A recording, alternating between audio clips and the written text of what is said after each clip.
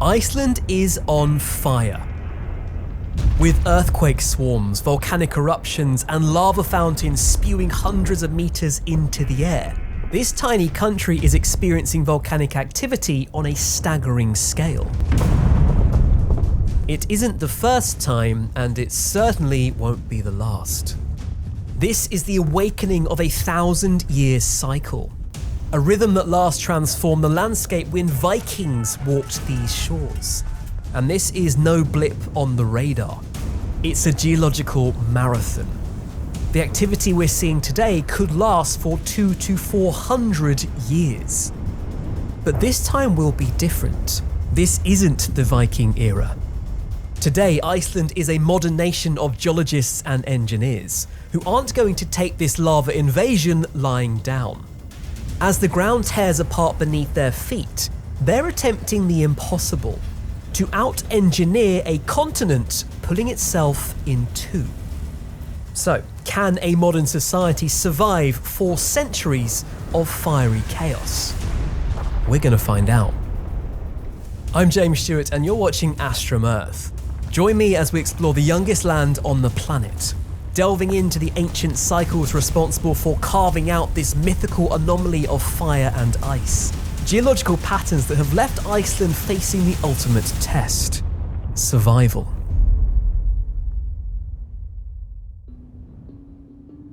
Iceland is unique. Not only is fermented shark considered a delicacy, but geologically there's nowhere quite like it. It sits astride the Mid-Atlantic Ridge, a divergent boundary where the North American and Eurasian plates pull apart at a rate of around 2 centimeters a year. That's roughly, by the way, the same speed your fingernails grow. As the plates separate, magma rises to fill the gaps, cools into basalt, and forms new crust. And I know what you're thinking, there's nothing particularly unusual about that. But over millions of years, this process has built the longest mountain range on Earth, running down the centre of the Atlantic Ocean. Almost all 16,000 kilometres lies 2 to 3 kilometres beneath the waves. That is, until you reach Iceland. Here, land pokes its head above the surface. Why? Well, Iceland isn't just on a tectonic plate boundary. Here, the Mid-Atlantic Ridge intersects another geological phenomenon, a mantle hotspot. These are best known for creating island chains such as Hawaii, the Galapagos, and the Canary Islands, all of which, I might add, lie in the middle of tectonic plates, not at the edge. The hotspot under Iceland, instead, creates the geological equivalent of a pressure cooker left on high for millions of years, turning an already active boundary into something far more volatile, producing a third of all the lava that's erupted onto Earth's surface in the last 500 years, which is not bad for a country smaller than England. Now, mantle hotspots are somewhat of an enigma, which is sort of a nice way of saying that scientists don't exactly know what causes them. Actually, let me know in the comments below if you'd like to see a video on that another time. But for now, what we need to know is that they are driven by columns of unusually hot, buoyant rock rising from deep within the Earth and pushing up through the mantle, and that they can last for tens of millions of years. Now, the important thing to note here is that these hotspots can raise mantle temperatures by as much as 200 degrees Celsius. And in doing so, the drop in pressure causes hot, solid rock to melt into magma. The result is an unusually thick crust, up to 40 kilometers compared to typically 7 kilometers, and enough buoyancy to lift the ridge out of the ocean. Et voila, an island, or in this case, an Iceland. This is the only inhabited mid-ocean ridge on Earth. In fact, visit Thingvellir National Park and you can literally stand in the separation zone between 2 continents. But it's what's inside that ridge that's problematic. We often talk about tectonics in the past tense, but in this case the problem is present, very present. Iceland is a mere teenager in geological terms. The oldest rocks found in the West Fjords and the Eastern Fjords are just 16 to 18 million years old, which is basically yesterday compared to continental Europe's half-billion-year-old crusts. And if you thought that was impressive, well, wait for this. When you move south, the land gets even younger still.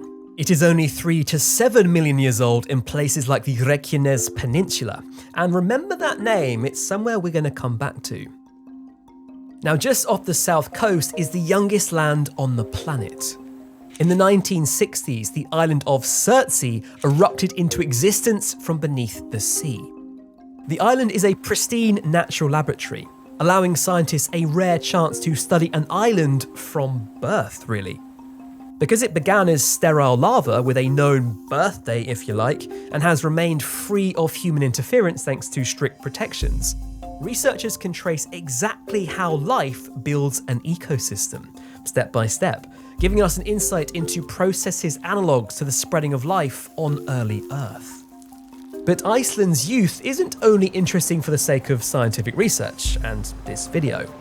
It's dangerous, because young land means fresh lava, and lots of it. There are around 30 volcanic systems active across the island, and over 100 volcanoes have erupted in the last 10,000 years. I say around 30 because nature doesn't draw neat boundaries. It would be very helpful if it did. Some systems here have obvious central volcanoes, others are long networks of underground fissures, and many are a combination of both, slipping in and out of activity over centuries. So depending on the geological criteria used to define active, the number sits somewhere between 28 and 33. And thanks to lying on such a rare tectonic sweet spot, Iceland produces almost every major style of volcanic behaviour on the planet. From flood basalts that spread lava in vast sheets, gently built shield volcanoes, ground-splitting fissure eruptions, explosive composite volcanoes, sticky rhyolite domes, and even huge ash flow calderas. Nowhere else puts this entire volcanic toolkit on display quite like Iceland. In fact, the country's image as a land of fire has become central to its identity and its economy, but it also hides a hard geographic reality. For all its beauty, the interior of the country is a vast, high, freezing desert. Often compared to the surface of the moon, its harsh conditions leave it largely uninhabited. Instead, nearly everyone lives around the coast, especially the southwest corner. The Gulf Stream keeps this part of the country relatively balmy. Winter temperatures rarely drop below -5 degrees Celsius, leaving harbours ice-free year-round. Combine that with rich cod-stock seas and why wouldn't you want to stay here? Over time, small settlements grew into towns and cities, pulling in even more people. I really can't state enough that this area is the nerve centre of the nation. 80% of the population lives within an hour's drive of Reykjavik. Icelanders have cleverly leveraged the country's geological activity here to their advantage too. Over 85% of homes are heated by geothermal water, underpinning Iceland's position as a green energy leader. High-temperature geothermal fields where hot water and steam circulate above shallow magma bodies are tapped by boreholes. Housing, swimming pools, and even pavements are warmed by the earth itself. Imagine that, underfloor heating while you walk to the shops. That's my kind of luxury. But with this growth comes new vulnerabilities. More people means more infrastructure now sits in places that will be affected by future eruptions. And by future, I don't mean in hundreds of years. I mean as soon as tomorrow. Because something even more sinister is brewing below the surface. In late 2019, something changed. Earthquakes shook the ground beneath Fagradalsfjall, an area less than an hour's drive from Reykjavik. And I'm sorry for my pronunciation here, Icelanders, let me know how I get on. They started small, but soon multiplied and strengthened. By early 2021, more than 40,000 earthquakes shook the region in a matter of weeks, in what's known as seismic swarms. Terrifying, absolutely, but also a geological warning. Something was going on just a few kilometers below the surface. Seismic swarms can be caused by magma forcing its way up through cracks in Earth's crust, in what's known as an intrusion. Rock fractures, magma floods in, pressure builds, and it's often only a matter of time until it reaches the surface. In March 2021, the ground finally gave way, and a fissure ripped open in Fagradalsfjall. A surreal glowing curtain of lava, 180 meters long, founted into the air before flowing into a sheltered valley. It was the first eruption on the Reykjanes Peninsula in 8 centuries. I said I'd come back to this place. And it went on for nearly 6 months before suddenly stopping. But that was not a return to dormancy. That was just the start. Further eruptions followed in 2022 and again in 2023. Then the activity began to migrate, shifting a few kilometers southwest to Svartsengi, along the Sundsnukniga crater row. It was closing in fast.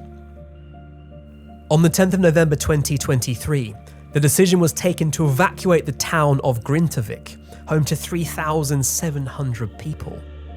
The telltale seismic swarms showed that a major magma intrusion was propagating beneath the town.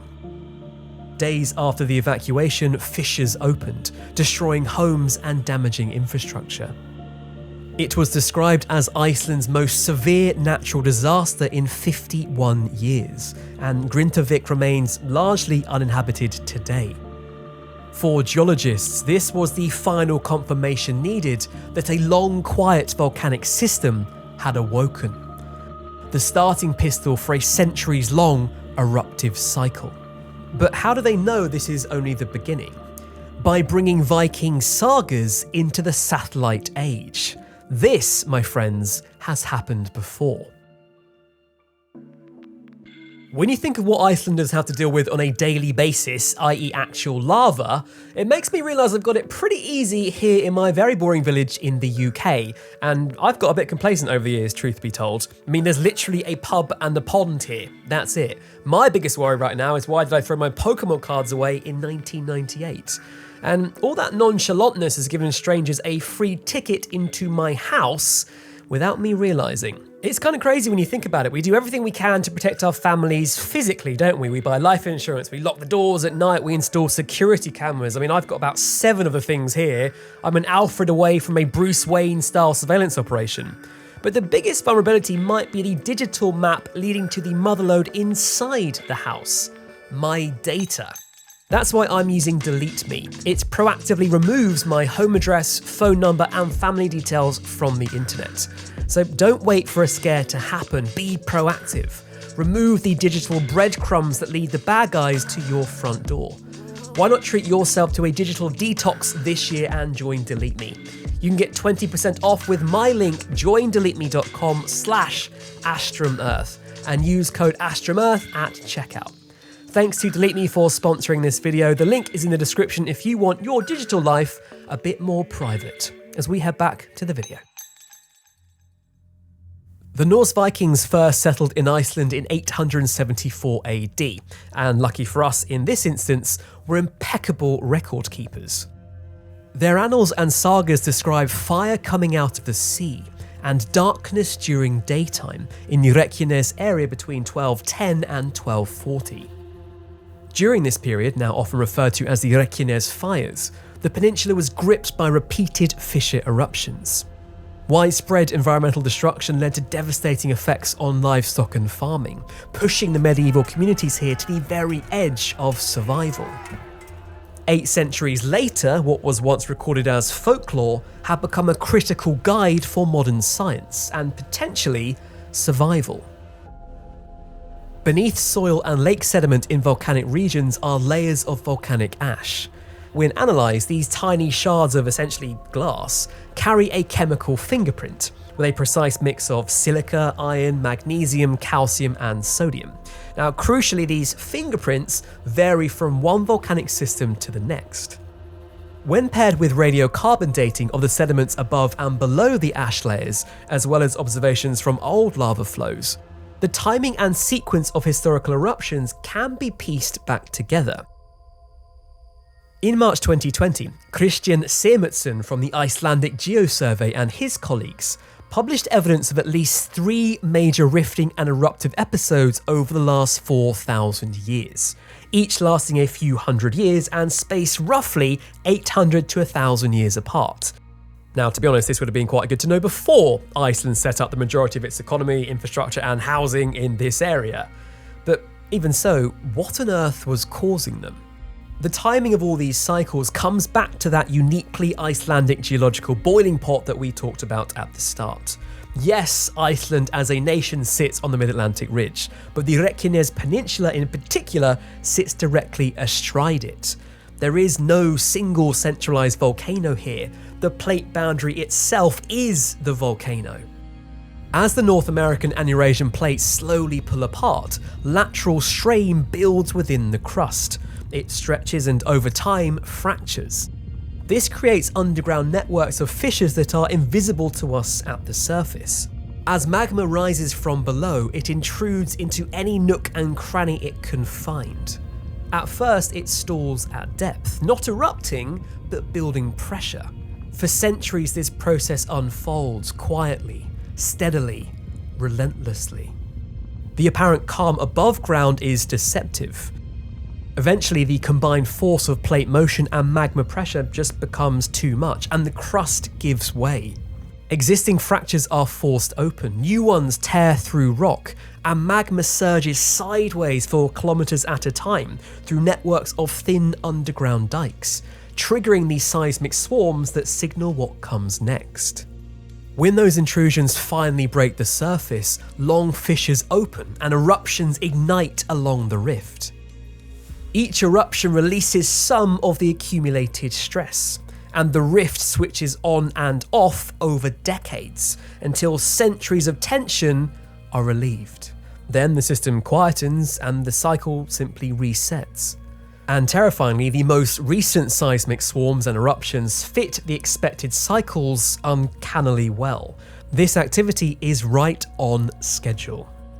But when this cycle last played out, it was medieval communities who were pushed to the brink. What can modern Icelanders really do in the face of a cycle that cannot be stopped? Well, they're going head to head with the lava, obviously. Modern GPS and interferometric synthetic aperture radar, or INSAR, from satellites show that before eruptions, the land inflates as magma accumulates. In 2021, some areas rose by tens of centimetres before subsiding again. Taken together with thousands of small earthquakes, magma pathways can be mapped in real time. This allows geophysicists to estimate the volume of magma involved, as well as the depth and shape of the reservoirs. And all of this gave Iceland time to plan. Well, as much planning as you can do when it comes to huge impending lava flows. When seismic activity first returned to the Reykjanes Peninsula, Iceland's Department of Civil Protection and Emergency Management recognised its significance. To prepare for the looming period of increased volcanism, they established the Infrastructure Protection Group, which feels like it sort of needs its own Avengers-style superhero fanfare, doesn't it? The IPG does pretty much what it says on the tin. This crack team of engineers, scientists, and emergency planners work to protect people and critical infrastructure from lava. As the 2021 eruptions near Fagradalshlíð unfolded, lava eventually spilled beyond sheltered valleys and began creeping towards roads. The Department of Civil Protection made a pivotal decision. They would try and hold it back. With no recent president to draw from, this response became a real-time field experiment in lava flow engineering. And the first challenge was deceptively simple: where to put a barrier. And that's where engineers like Horn come in, and thank you so much to her, she helped us massively in researching this video. With a background in hydrology and hydrodynamics, Horn's expertise was in modelling floods and river ice, both slow and fast-moving destructive flows shaped by gravity and terrain.